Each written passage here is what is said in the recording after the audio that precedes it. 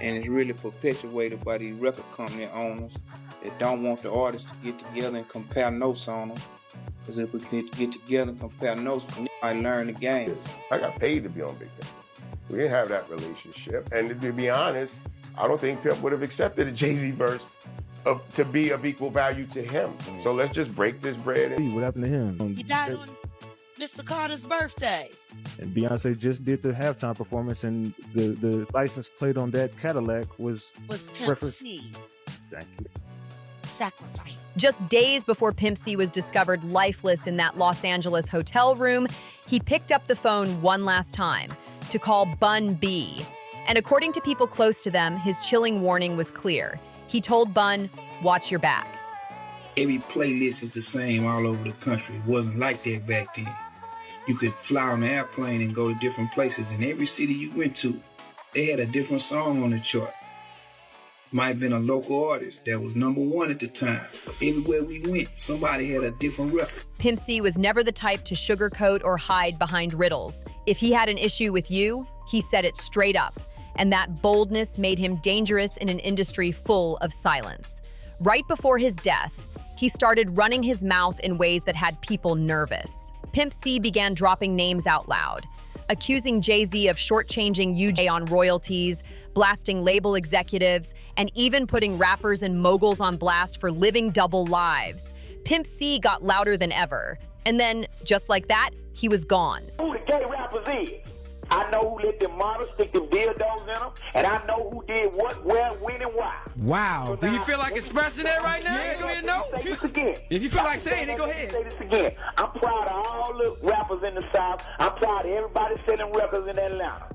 But everybody ain't my friend, and I don't like all y'all records. Now, if you want to diss me and get out, but see, you work at a radio station, and it's your job to ask me that question, and me being a real person, it's my job to know how to answer. The official autopsy claimed his death was from complications tied to sleep apnea mixed with codeine use. But if you really know Pimp C's story, his enemies, and that chilling final phone call, that explanation feels way too clean. Even his own mother stood up and said her son was taken out. So what exactly did Pimp C warn Bun B about that night? Why did he feel danger breathing down his neck? And what truly went down inside that hotel room? See, Pimp C had no filter when it came to dragging the music industry. In his last interviews before his sudden death in 2007, he went on fire about how Southern artists like him and Bun B were constantly exploited and straight up disrespected by the big labels. Thinks he was poisoned, and there was someone with him when he passed who was a very shady, strange character. So there is actually a person of interest. In one of his last conversations with XXL magazine, Pimp C pulled the curtain back, exposing how these executives only cared about control and cash, while the very artists who built the culture got crumbs in return. Forget all that. XXL tried to flip the whole script on Pimp C. They accused him of being the problem in UGK, claiming he was too outspoken, too unfiltered, and maybe even dragging Bun B down. They even asked him straight up, do you ever feel compassion for Bun B having to be in a group with someone like you? Pimp C didn't back down for a second. He snapped back, you've been programmed to think I'm bullheaded. I just know what's really going on. When these two companies bought up all the radio stations and started controlling all the playlists and started putting handcuffs and bracelets on the DJs, they stopped all that. So everywhere you go, you hear the same record playing. And that's when he went all in, dropping bombs about the industry's dirty secrets. He claimed he knew who was fronting about their lifestyle, who was out here wilding behind closed doors, and who was lying about ever hustling in the streets. He said the fakery was everywhere and he wasn't scared to call it out. Then he pointed out something that cut deep. Pimp C said when he's in Houston, the only rapper he sees comfortable enough to hit the mall alone is Slim Thug. Everybody else, surrounded by security, scared of the very neighborhoods they claim to represent, he blasted the whole idea of fake stars, saying, ain't no stars down here. The only real stars are in the sky. You have a lot of movements in the South that were very vital to a lot of people, and had certain things not happened, then the people that you see on TV today would not be there. Yeah, like a swap house, I guess, with Tony Absolutely. Draper. Swap House is a perfect example of that. You know what I'm saying? There's a lot of different record companies. I mean, you look at, you were just with Florida with them nominating Luke and the Two Live Crew, which is, of course, the forebearers. But then, you know, you had Slip and Slide come out of there who did numbers. You know what I'm saying? For Pimp C, authenticity was everything. He had no patience for rappers who sold an image but couldn't back it up in real life. For Pimp C, realness wasn't optional. It was the whole code. He never hesitated to call out anyone he thought was nothing more than a corporate puppet.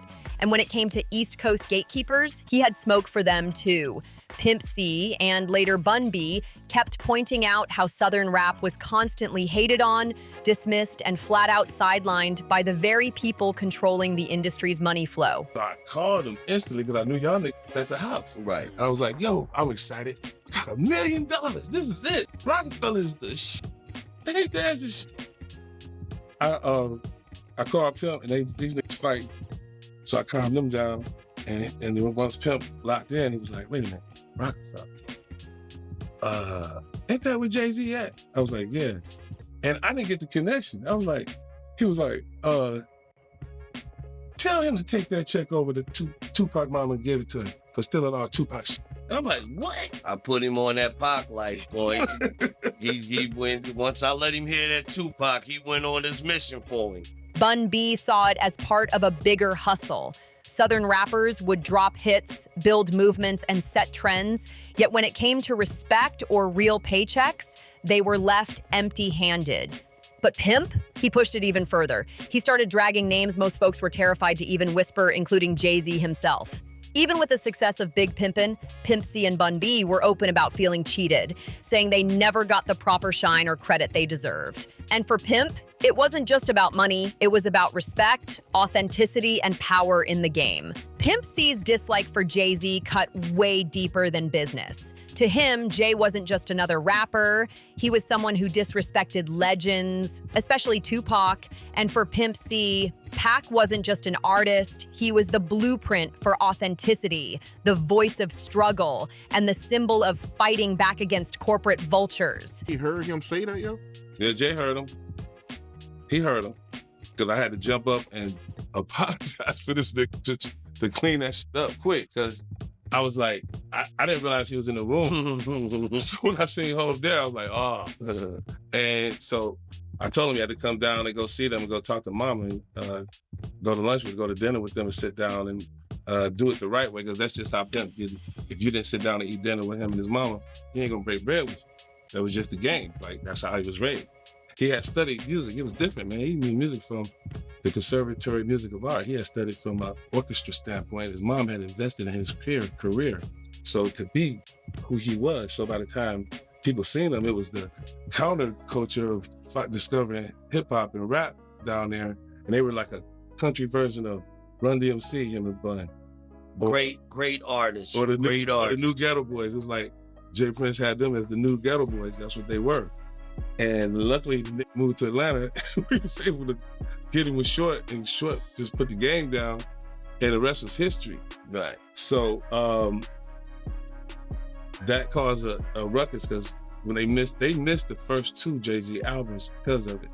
And the next time around, I knew not to call Pimp because him and Jazzy was beefing. So when Pimp saw Jay throwing shade at Pac, he took it as proof that Jay had already sold out and distanced himself from the real culture. Now, on paper, UGK's link up with Jay for the 2000 smash hit Big Pimpin' looked iconic. If you were outside back then, you know that track was everywhere.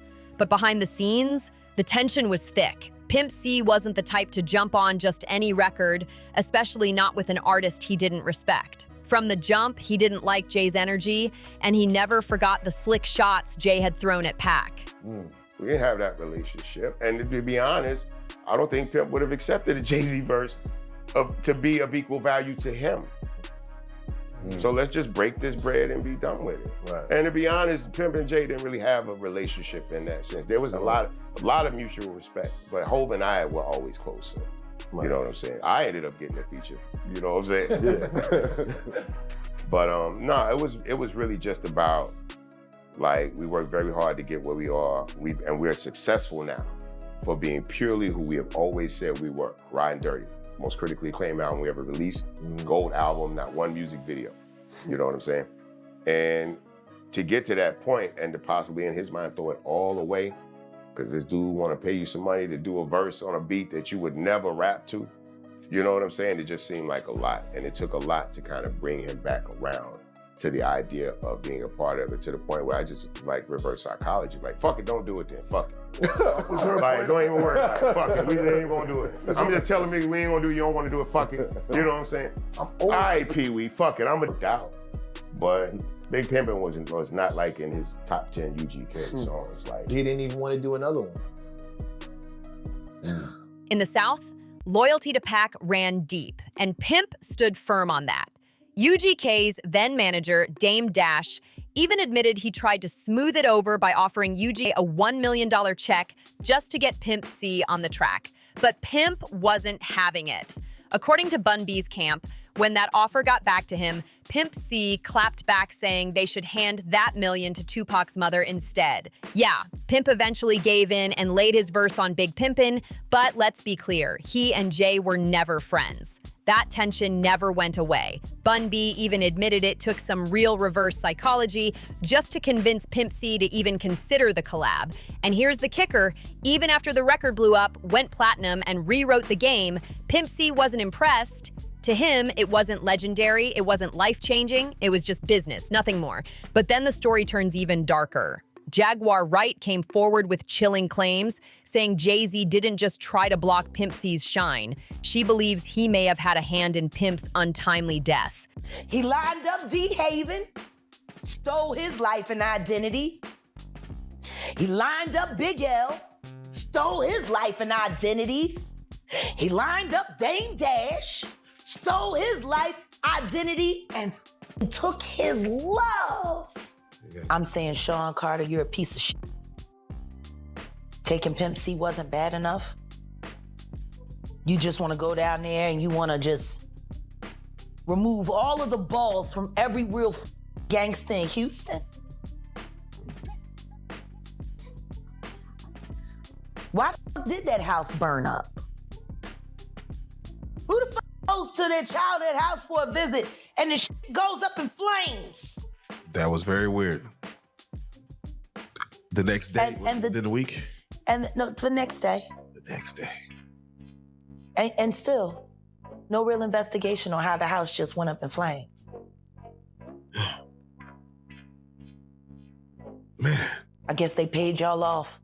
In early December 2007, Pimp C was holed up at the Mondrian Hotel in West Hollywood, focused on new music and prepping for a show with Too Short. Everything seemed normal until the morning of December 4th. That just so happened to be Jay-Z's birthday. Pimp was supposed to fly back home that day, but when his wife, R.A., and cousin Ed didn't hear from him at the airport, the worry kicked in fast. They knew something was off the moment Chinara called the hotel. Staff rushed to Pimp C's room, and what they found was chilling. He was unresponsive. At just 33 years old, he was pronounced dead not long after. The coroner quickly labeled it an accident, blaming a mix of codeine addiction and sleep apnea. But this is where things start getting strange, real strange. DJ Paul of 3-6, Mafia later revealed he got a phone call from Pimp C's own manager, Rick Martin, who claimed he saw the body with his own eyes.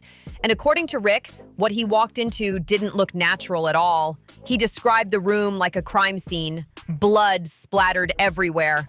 Martin said Pimp was found laying down almost like he was praying, but with blood around him like he'd been shot. Well, his mom believes he was murdered.